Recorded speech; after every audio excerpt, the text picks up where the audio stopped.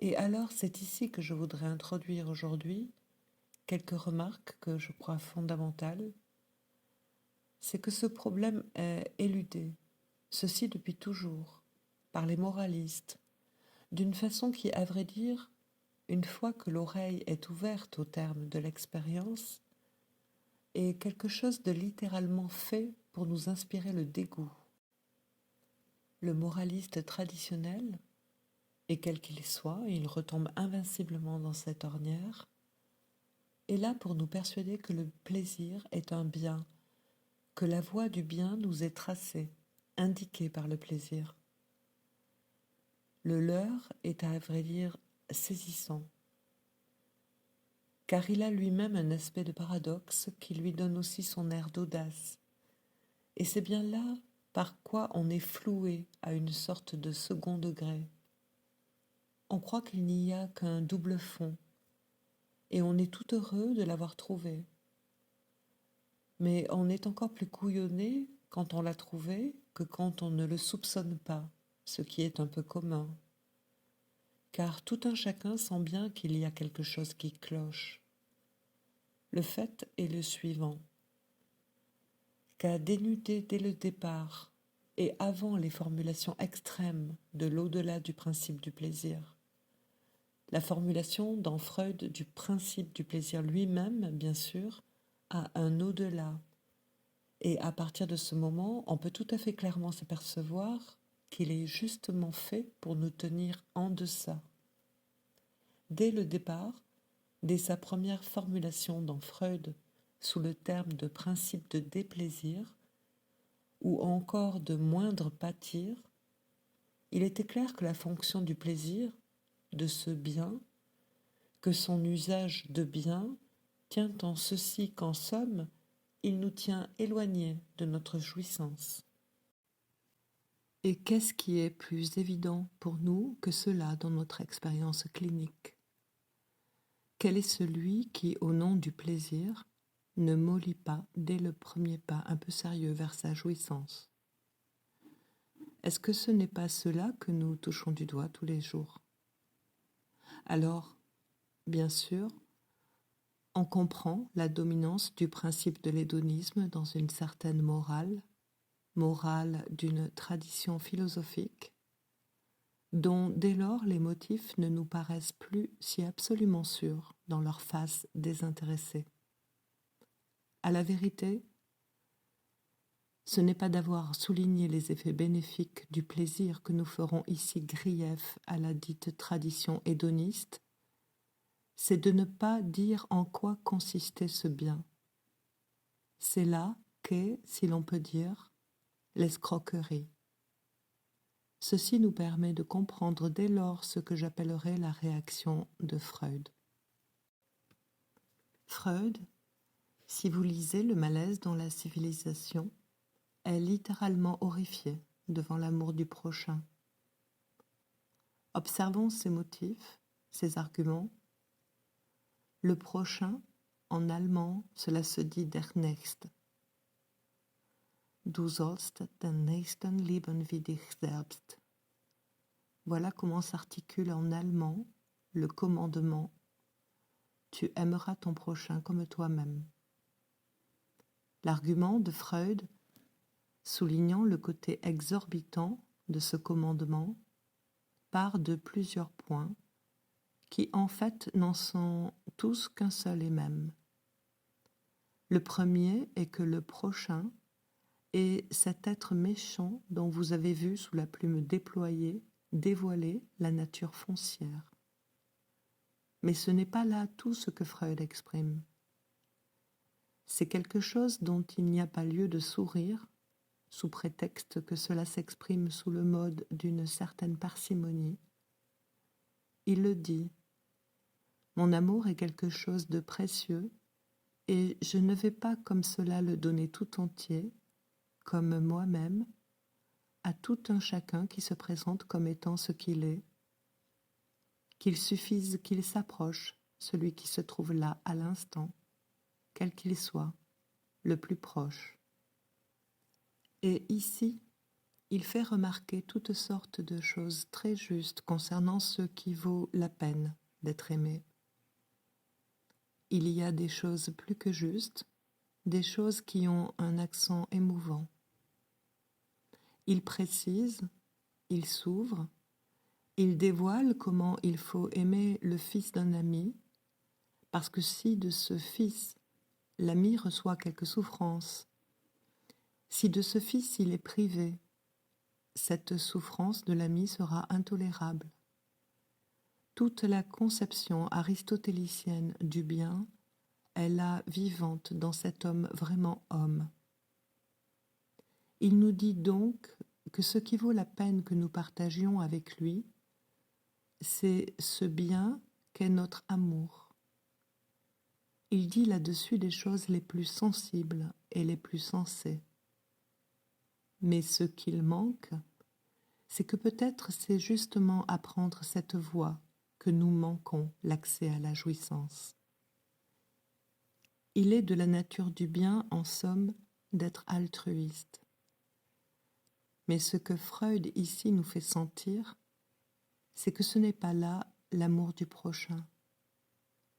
Il ne l'articule pas pleinement, mais nous allons essayer, sans rien forcer, de le faire à sa place, et uniquement sur ce fondement qui fait qu'à chaque fois qu'il s'arrête, comme horrifié devant la conséquence du commandement de l'amour du prochain, ce qui surgit, c'est la présence de cette méchanceté foncière qui habite en ce prochain, mais dès lors aussi en moi-même. Car qu'est-ce qui m'est plus prochain que ce cœur en moi-même qui est celui de ma jouissance, dont je n'ose pas approcher? Car dès que j'en approche, c'est là le sens du malaise dans la civilisation, surgit cette insondable agressivité devant quoi je recule, c'est-à-dire, nous dit Freud, que je retourne contre moi et qui vient donner son poids à la place de la loi même évanouie, à ce qui arrête, à ce qui m'empêche de franchir une certaine frontière à la limite de la chose. Tant qu'il s'agit du bien, il n'y a pas de problème, parce que ce qu'on appelle le bien, le nôtre et celui de l'autre, ils sont de la même étoffe. Saint Martin partage son manteau et on en a fait une grande affaire, mais enfin tout de même, c'est une simple question d'approvisionnement. L'étoffe est faite pour être écoulée de sa nature, elle appartient à l'autre autant qu'à moi. Sans doute, nous touchons là un terme primitif de besoin qu'il y a à satisfaire. Le mendiant est nu, mais peut-être au-delà de ce besoin de se vêtir, mendiait-il autre chose, que Saint Martin le tue ou le baise. C'est une toute autre question de savoir ce que signifie, dans une rencontre, la réponse, non pas de la bienfaisance, mais de l'amour.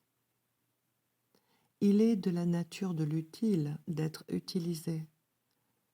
Si je puis faire quelque chose en moins de temps et de peine que quelqu'un qui est à ma portée, par tendance, je serai porté à le faire à sa place. Moyennant quoi, je me damne de ce que j'ai à faire pour ce plus prochain des prochains qui est en moi. Je me damne pour assurer à celui à qui cela coûterait plus de temps et de peine qu'à moi, quoi? Un confort qui ne vaut que pour autant que j'imagine que si moi j'avais ce confort, c'est-à-dire pas trop de travail, je ferais de ce loisir le meilleur usage.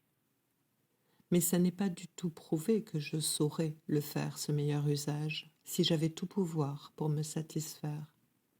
Je ne saurais peut-être que m'ennuyer. Dès lors, en procurant aux autres ce pouvoir, peut-être simplement que je les égare.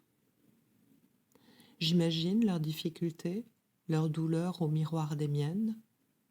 Ça n'est certes pas l'imagination qui me manque, c'est plutôt le sentiment, à savoir ce qu'on pourrait appeler cette voie difficile, l'amour du prochain. Et là encore, vous pouvez remarquer combien le piège du même paradoxe se présente à nous concernant le discours dit de l'utilitarisme. Les utilitaristes, pensum, par qui j'ai commencé mon discours cette année, ont tout à fait raison. Il n'y a, contrairement à ce qu'on leur oppose, si on n'avait pas cela à leur opposer, on les réfuterait bien plus facilement. Mais mon bien ne se confond pas avec celui de l'autre, et votre principe, monsieur Bentham, du maximum de bonheur pour le plus grand nombre, est quelque chose qui se heurte aux exigences de mon égoïsme. Ce n'est pas vrai. Mon égoïsme se satisfait fort bien d'un certain altruisme, de celui qui se place au niveau de l'utile. Et c'est précisément le prétexte par quoi j'évite d'aborder le problème du mal que je désire et que désire mon prochain. C'est ainsi que je dispense ma vie en monnayant mon temps dans une zone dollar, rouble ou autre, du temps de mon prochain, où je les maintiens tous, également au niveau du peu de réalité de mon existence. Pas étonnant dans ces conditions que tout le monde en soit malade, qu'il y ait malaise dans la civilisation. C'est un fait d'expérience que ce que je veux, c'est le bien des autres à l'image du mien. Ça ne vaut pas si cher. Ce que je veux, c'est le bien des autres, pourvu qu'il reste à l'image du mien. Et je dirais plus, ça se dégrade si vite que ça vient en ceci, pourvu qu'il dépende de mon effort. Je n'ai pas besoin, je pense, de vous demander de vous porter loin dans l'expérience de vos malades. C'est à savoir qu'en voulant le bonheur de ma conjointe, sans doute, je fais le sacrifice du mien. Mais qui me dit que le sien ne s'y évapore pas aussi totalement? Peut-être est-ce ici le sens de l'amour du prochain, qui pourrait me redonner la direction véritable. Et pour ceci, il faudrait savoir affronter ceci, que la jouissance de mon prochain, sa jouissance nocive, sa jouissance maligne, c'est elle qui se propose comme le véritable problème pour mon amour. Là-dessus, il est bien clair qu'il ne serait pas difficile de faire le saut tout de suite vers les extrêmes des mystiques.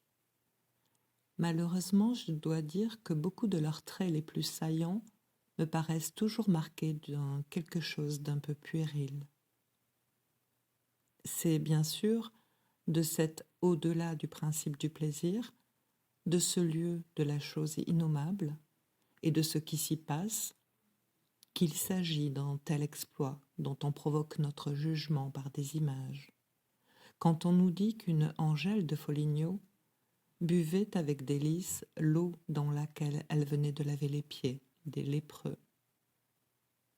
Et je vous passe les détails.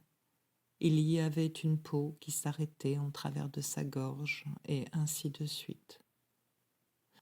Ou que la bienheureuse Marie Alacoque mangeait, avec non moins de récompense d'effusion spirituelle, des excréments d'un malade. Ce qui me paraît dans ces faits assurément édifiants, manquer un peu, c'est que, semble-t-il, leur portée convaincante vacillerait un peu si les excréments dont il s'agit étaient ceux, par exemple, d'une belle jeune fille, ou encore s'il s'agissait de manger le foutre d'un avant de votre équipe de rugby. Dès lors, faute de mettre l'accent complet sur les dimensions de ce dont il s'agit, voiler ce qui est de l'ordre de l'érotisme, je crois qu'il faut prendre les choses d'un peu plus loin.